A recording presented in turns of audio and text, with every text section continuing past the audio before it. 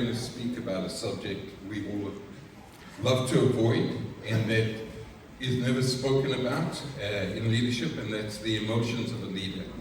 Hoofvoelek. You know, today almost everybody sells by feeling. My wife buys by, what's that stuff called? Art Deco. Okay. when we go look for a car, she looks for Art Deco. Because she feels something about Art Deco that I don't feel. But I can accept it. But you know, in the Bible, we look at stuff, but we never look at what the emotions mean. For instance, what happened when Joseph got sold into slavery by his brothers? What was going on inside of him? What happened when his brothers turned up? What happened when Potiphar's wife lied about him? You know, we live in a world that is dominated by emotion. People sell by emotion. If you look at social media today, it's emotionally driven. And I think sometimes as leaders, we ignore or try and ignore what goes on inside of us. But the reality is we can't. You know, I was looking at some things again on leadership, and especially the emotions of a leader, and I just made a couple of notes. What is it about?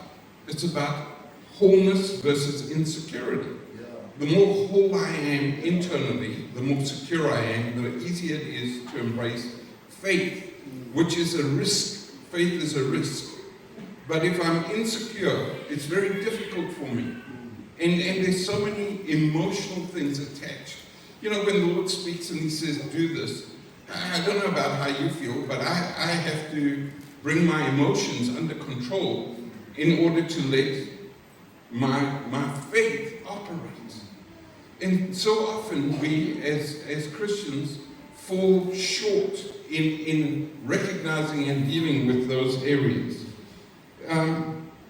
Vera and I were with a young couple last night, and we asked them this question: why, who am I and why is it important?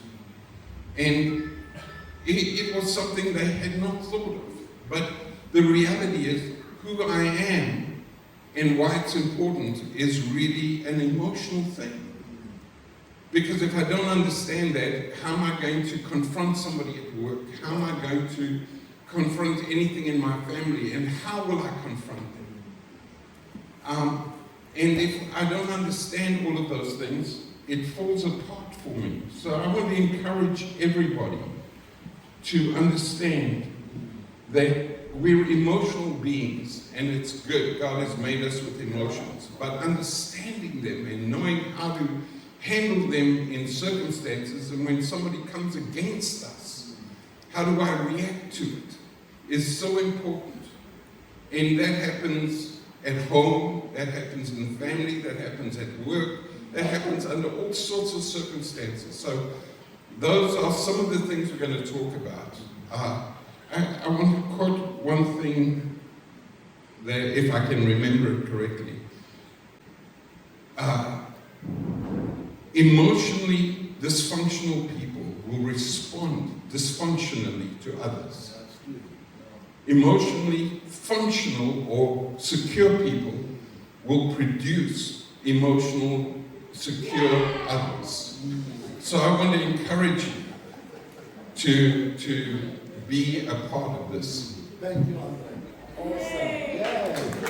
There's Jenna, cheer, André, don't worry. Jenna, she loves your publicity.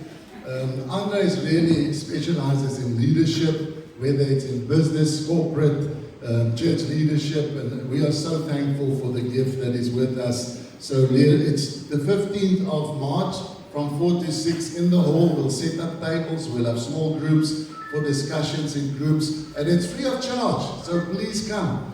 If you have some emotions now and then, this course is for you. Dis nie net vir leiers nie, dis vir almal. Ons almal het emosies. Amen. So prys die Here daarvoor.